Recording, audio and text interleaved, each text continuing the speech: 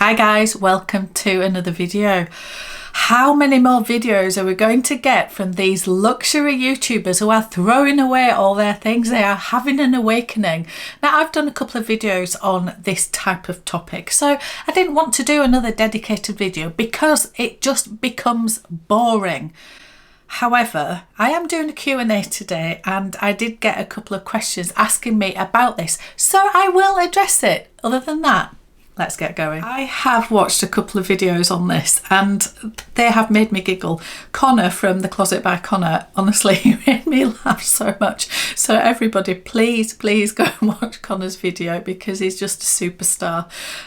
He says it how it is and I just love Connor. So, and actually, yeah, I'll come back to that. And also I watched Jerusha. Jerusha, my love, your new bag is insane.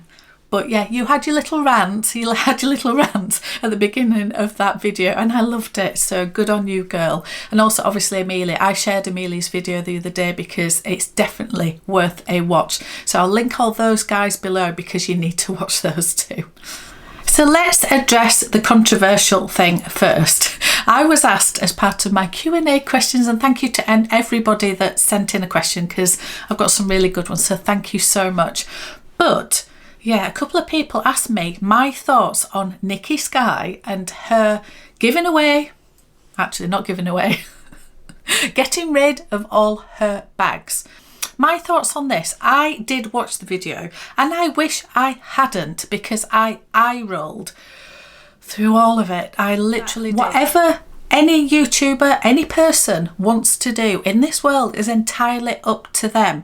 As long as they're not hurting anybody or disrespecting anybody and all the rest of it, please go ahead and do whatever you want. If you have a huge bag collection and you have seen the light and you no longer want those bags, get rid of them. If that makes you feel good, go fill your boots. However, for me, my opinion is this, that it's very, very extreme. If somebody wants to make some changes, I fully understand somebody wanting to curb their spending, just change their lifestyle, make some changes in their lifestyle. I fully understand that. I've made lots of changes in my lifestyle to do with health, nutrition, fitness, just well-being in general, and it has made me just a different person. So I fully embrace change and evolving and all of that, I do. But to turn around and get rid of all of your luxury collection in one go is really extreme. Absolutely stop buying them, but just have a minute and decide what you want to do, because once those things are gone, you may regret it. Now, maybe she won't, maybe it's going to be the absolute turning point of her world and maybe it's the best thing that she will ever do, and great, I salute you. I think it's amazing. Now, I know she says over and over she's not judging anybody else, she's only talking about her own experiences, but it comes across to me from a place of judgment. It just does, and that is just my interpretation of it. I also want to say that I think that you can be a fully rounded person with morals and ethics and well-being and I don't know, all the good things in life, all the things that we want to pass down to our children. And I think we can be that and still love a handbag. I don't think they're mutually exclusive.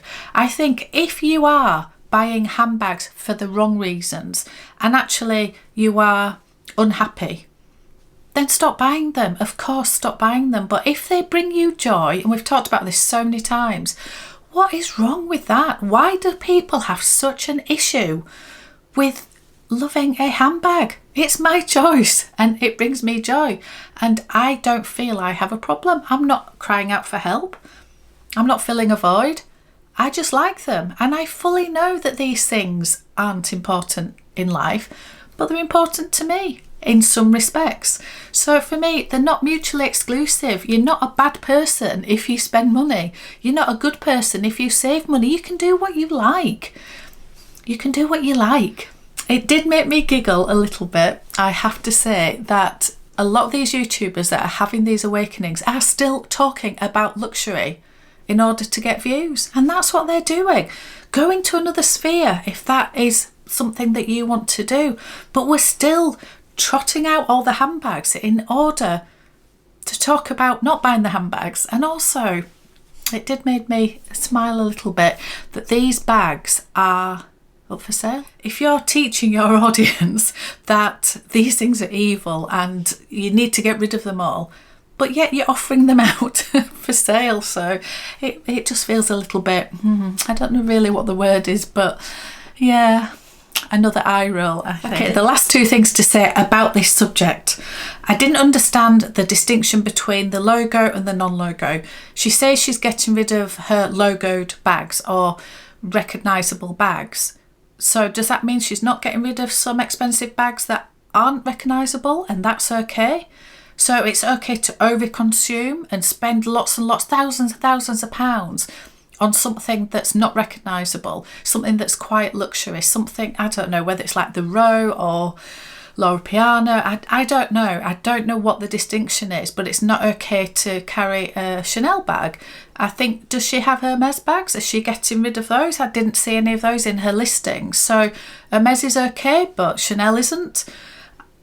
I didn't understand that. So can please somebody explain that to me? Because to me, if the message is buying things in general, whether it is logoed or non-logoed, it's talking about the overconsumption and the filling the void and spending too much and addictions and things like that. What does it matter what it is, whether you're spending on holidays or houses or cars or watches or bags, logos, non-logos? Didn't understand that. And the last thing I wanted to say is, if somebody feels a really bad relationship with anything, it's not about the thing. It's not about the bag. It's about what's happening inside of you. And that's what you've got to work on, is making yourself inside happier or more content or more comfortable, being more comfortable in your own skin. It's not about the things. That's my last word on this.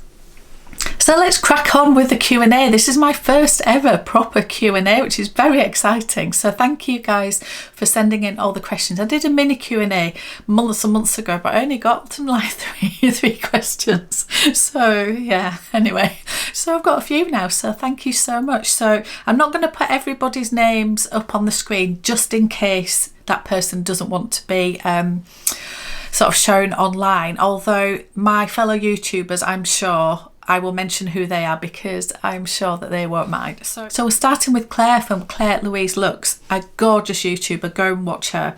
Where in the world have you travelled, and where's your favourite place to shop outside of the UK? So it's a two-part question, so we'll answer that. I've travelled a little bit. My favourite places, New York obviously. We spent a few family holidays in the Caribbean. We've loved it there. Oh, where else have we been? Lots of places in Europe, obviously. It's a short hop for us. France, Italy, Spain. My favourite places are just anywhere where we're all spending time together. And I know that sounds very, very cheesy, but it's very true. We are all, as a family, loving Italy at the minute. So yeah, we're going to Italy quite soon. And we're very excited, and I might be able to get to Milan. So yeah. So where my favourite places to shop, I love London. I love Paris as well, but generally when we travel, I don't do a lot of shopping because I try to be in the moment with the family. So unless we're going for a long weekend and it is somewhere where we are sightseeing and we can do a bit of shopping and things like that. So I would say my favourite places to shop outside the UK is probably Paris. Probably Paris. And Claire also asked, now I'm loving Fendi, what is next for me from Fendi? Well, I've only ever bought pre-loved Fendi, which, yeah, I don't know why. Next for me is definitely a mini baguette in leather. I'm just waiting for the right colour to come along. I don't know when it'll come, but when it comes, I'll be on. So I'm just editing, and Gwenny's just sent me a question, so I just wanted to put this in very quickly. Gwenny, my gorgeous Gwenny, you've asked when I'm going to join the Fuchsia Mini Baguette Club. Never. I'm going to wait until my colour comes in, which, who knows? Will it be navy? Will it be purple? Probably one of the two. Will it be burgundy? I don't know, but not fuchsia. I love it, but it's not for me. My gorgeous friend Meredith from the channel Living Looks with Meredith, hi darling, she has asked me what I'm hunting in New York. We are all going to New York and I cannot wait. I cannot wait. It's a tricky one, Meredith, because the prices just, yeah, it drives me insane. The exchange rate, the prices in the USA just prohibit me buying there when I can buy the exact same thing in the UK and save so much money. So part of me, being the sensible northern gal that I am, will not waste money or feel ripped off if I can buy it at home. But I also want to have the whole experience in New York, and yeah, I cannot go to New York and not buy something. I know my husband will be screaming at me and saying it's insane. So I think the answer is I'll be hunting something that I cannot get at home, whether it is something just that is in the USA. I have no idea what that might be, and I know I might need to pay a premium for it, but if it's not available in the UK, then maybe it'd be worth it. The other thing, and I think we are going to do some of this, is some vintage shopping. So if I find an amazing piece in one of the reseller stores or vintage stores, then that to me might be a decent price. And if not, it'll probably be more of a one-off type thing that I wouldn't find at home potentially. So yeah, we will see, won't we? We will see. I can't wait. I also have a lovely comment saying this person loves my channel, so thank you so much. And has being a YouTuber changed the way I shop? And if so, how and why? I don't think it has. My spending and my handbag buying, I suppose, has speeded up a little bit. I don't think that's because of YouTube. I think it's because I've got in my head, I've opened my mind a lot more in general, so I'm able to, yeah, let things go when I think they don't serve a purpose anymore for me, and that has released some funds, which has then allowed me to buy something that I do really love. So I think I've opened my mind in that, and I think I've also opened my mind into pre-loved items. I've bought pre-loved items quite recently, and it's the first time I've ever done that. So I suppose being a YouTuber has opened my eyes to that. I've never felt like, this was another question that I'll lump together with this, have I ever felt pressure to buy something because I'm a YouTuber? And absolutely not. No, I wouldn't think, oh, I need to buy for content. No, that would just change who I am, and that's not what this channel is all about. And this is so difficult because there is a limit, I think. When it gets to a certain point, I just think, no matter how much money I had, could I spend that on a handbag? But I suppose you could say about these, sometimes compared to quite a few years ago, I would never have dreamed of spending anything like I do on some of these bags. Yeah, I think I'm pretty much at my limit already. So I think maybe an exotic capucines, something like that'd probably be the top end. Or yeah, if I was ever offered another Birkin, maybe a Birkin. So yeah, the exotics I'm talking about would be ostrich and lizard. They are nowhere near the prices of croc, for example. So I can't imagine ever spending the money on a croc bag, even though I love them. I just can't get there, I don't think, but never say never. Too. This is sort of hard, but sort of not. So in a previous video, I did allude to my favourite bag and my most special bag, if you like. So I came down to this one being my sort of favourite in my whole collection, and it's sort of not because there's so many favourites, but I don't think I'd want to give up this bag for anything. But also on the flip side, I would never want to give up this one either because it is so special. So Jen, this is your question. If I can have two that I don't have to give up, it would be these two. If I really, really had to choose, I think I would stick with this because it's such an all-rounder. But anyway, luckily I don't have to. And which bag would I give up? Looking around my collection, the one bag that I did think that I wouldn't miss is this one. So I did mention this, that I think, oh actually that's a video that hasn't come out yet anyway. Wait for that video. Yeah, that video hasn't come out yet, but I did allude to something with this. Anyway, yeah. You'll have to watch that video to understand what I am talking about. I also got a lovely, well, it wasn't a question, it was a comment saying, this isn't a question, but I just wanted to tell you that this subbie has bought themselves or found themselves a Goyard Artois, and they were influenced by me and they absolutely love it. So I hope, and I've said this in a few videos, I hope that I give you some information from my experience and then you can go out and make your own decisions. So I don't want to influence you into anything that you wouldn't normally have, but if it gives you a little bit of comfort that I've given a review on something, then amazing. So I'm so glad for you that you found one, and I love that you're loving it, so that's absolutely brilliant. And I did have a lovely lady ask me the best question of all, which is, why do I have a picture of Connor from The Closet by Connor on my wall? Well, here he is. I'm surprised nobody has even mentioned Connor before, because he is my one true love. And of course, because he is so far across the miles, I have to have a portrait of him up here so I can see him and be with him every single day.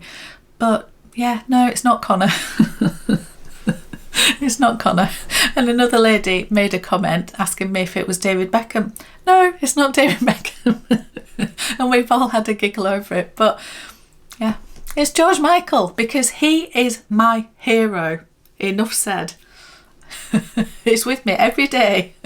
I'm surrounded by all the things that I love, which is basically fitness things, bags, and George Michael. What else do you need in this world? So Lisa from Luxury and Life in the Middle, hi Lisa, she's asked me what are my 3 top wish list bags at the moment. Well, this is a difficult one. I think obviously the new Speedy flight mode that's come out, I'm loving that collection. So I think that would be definitely my top 3. The Fendi Mini Baguette is constantly in my top 3. It needs to come out in a colour that I love, and other than that, I won't be buying one. So what's the third one? What else am I loving? I think probably the Dior Toujours bag is still on my mind. So yeah, we will see. Will I buy any of those 3? I don't know. We will see. We will see. But I have done extremely well this year already to tick off so many things that, yeah, they're the 3 that are top of my list, I think. So another subbie has asked me about my fitness and weight loss journey and asking for some advice, and also says I look great, so thank you so much. This is, honestly, I wish I could document everything that I am doing with regard to fitness. I'm not sure if any of you guys will be interested, because you're here for the bags, I know that. But it's a massive part of my life is fitness. I have a personal trainer. I train 4 times a week, and I adore training. I do a lot of weight training. I do a lot of strength training. I have got an injury at the moment. I've got an injury in my hamstring, and I am so frustrated. But I'm learning patience, or I'm having to learn patience, and we will see. I think it's very, very difficult. I won't go into masses of detail, but the advice I would always give with regard to health, well-being, fitness, nutrition, all of that is find something you love. I've tried running, I've tried swimming, I've tried cycling, I've tried all sorts of different things, and I thought the gym wasn't for me. I have to admit, I used to go in a gym, feel really intimidated, go on the treadmill for 10 minutes, get really tired, and then come away and feel like I don't even see any changes, I don't understand. Well, no wonder, eh? Since I found a personal trainer, everything has changed for me. I realise now there are so many things you can do in the gym, and you don't even need to pick up a weight. There's a lot of body weighted stuff, there's a lot of really fun things that we do, and it's hard work, but it's amazing, and you feel so much better for doing it. So yeah, I am happiest when I have dumbbells, kettlebell or barbell in my hand more than body weighted stuff, but I love all of it, and it is a massive, massive part of my world. So I would say, I wouldn't tell everybody go to the gym, go to the gym. I would say find some activity that you love and start with that. Food wise, it's a whole other topic, isn't it? But yeah, be kind to yourself, Realise why you want to make some changes, not because, and somebody said this to me and it stuck with me, don't do it because you hate how you look. Do it because you love your body and what your body can do for you physically. So yeah, it's always on a positive note, always. And a couple of people, 2 or 3 people, have asked me if I'm working and what I do for a living. So I've mentioned this a couple of times on my videos. Again, I won't do a massive piece about this because it's very, very boring. But I'm an accountant by trade. I have been qualified for well over 31 years, I think it is now. And yeah, I am very, very old. But I stepped back from my career about 20 months ago, something like that. Coming up in the summer, it'll be 2 years. And that coincided with me starting my YouTube channel. I started the channel not as a career at all, but just as to give me structure, as a bit of therapy and all the rest of it. And it's turned into something more. So no, I don't work in my profession anymore. I am making now, nearly 2 years on, I am making YouTube my place of work. I don't earn much from YouTube, but I would like to see where it goes. And yeah, I love it. So yeah, I class this as my work now. And it feels like I'm not working at all because I love what I do. That's what it's all about. I've also been asked what I think of Coach and other contemporary bags. I don't like Coach. I'm really, really sorry. I don't think Coach is for me. I've never found a Coach bag not that I've really looked at them, and that's to be fair, but I don't think I've really ever been drawn to it as a brand. I think that because it's an American brand, and I think because Mulberry is a British brand, I think when I was growing up, so many people love Mulberry, and Mulberry was the first high-end contemporary brand that everybody wanted. It was the first high-end bag that I ever bought were Mulberry bags, and then obviously went on to Louis Vuitton.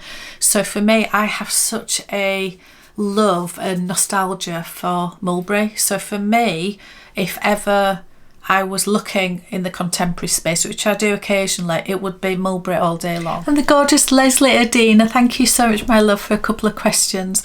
You ask, in which ways has being on YouTube impacted your life outside of YouTube? It has changed my world beyond all recognition.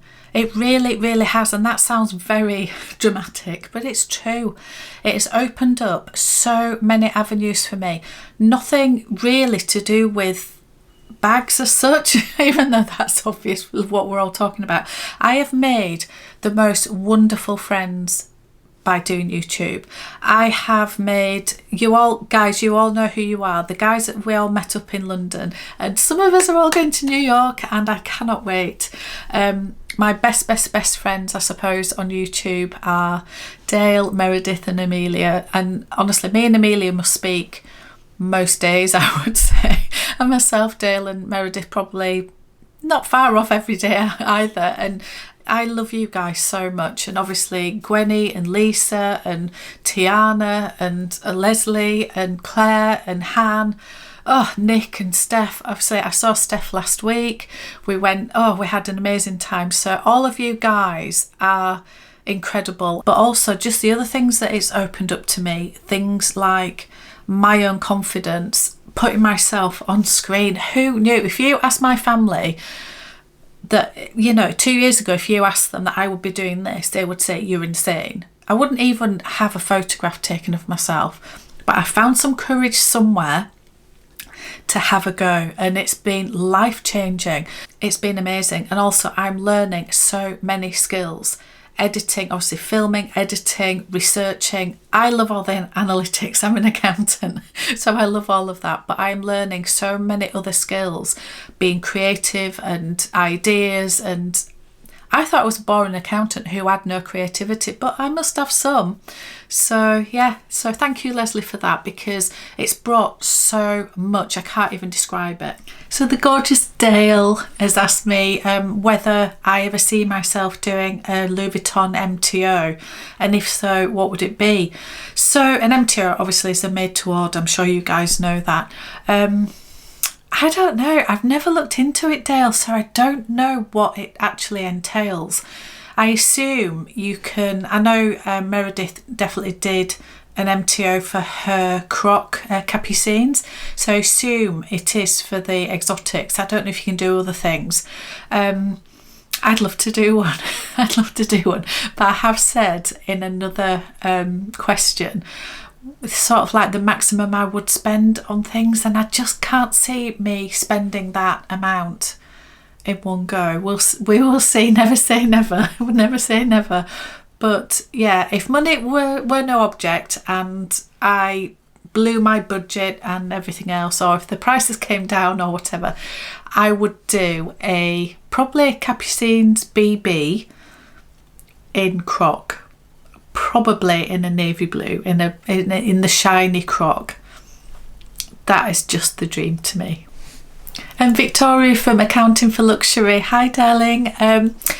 Victoria's asked me what is my biggest regret of a bag that I didn't buy, and yeah, I don't really have regrets. I try not to think of it that way. I think it wasn't meant for me at the time if I did miss out on something. I try not to have regrets. I think that is my answer. I've also been asked a couple of times what my suggestion is for a first luxury bag as a recommendation for you guys, and I would always say the same thing. You do you. People giggle at me for saying that a lot, but I think it's so true. I don't think you should do what I say. I think you should do what suits you. I think Louis Vuitton entry level, Speedy, Alma, Neverfull, something like that is amazing.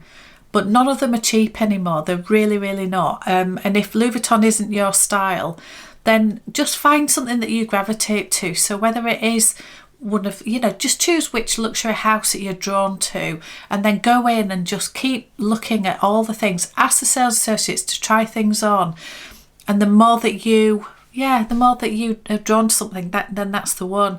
For some people it will be an everyday bag that you can use and the cost per wear is really small. For other people it'd be that one special piece that you don't actually want to use every day. Neither's right and neither's wrong. So I don't know if I'm not being much help, but my first designer bag, if it was for me, would be probably an Alma or a Speedy. So that is still where I would go now, or Neverfull, maybe a Neverfull. So, but yeah, you might love Fendi, or you might love Gucci, or you might love, I don't know, Chanel or wherever, Dior. So go and enjoy it. So one of my subbies has asked if one of you guys were travelling to London, would I share my recommendations? Of course.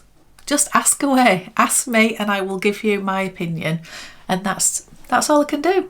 One subby has asked me, do I think people are getting fed up with the Hermes game and going to other luxury brands? Well, yes, I certainly am, and I'm getting fed up with it, and I'm going to other luxury brands because I'm not able to buy anything from Hermes, so I have no choice really, and it will get to the point where I just lose interest in general with it, and I are sort of getting to that point, but we will see, won't we? And I've also been asked what is my favourite experience at a luxury store and my worst. Well, my favourite is always with James at LV or with Susie and Dior in Manchester, because James is at Bond Street in London and he just makes every visit amazing. He goes above and beyond. We get a tour of the place, we get to see some amazing things, and he's just super nice.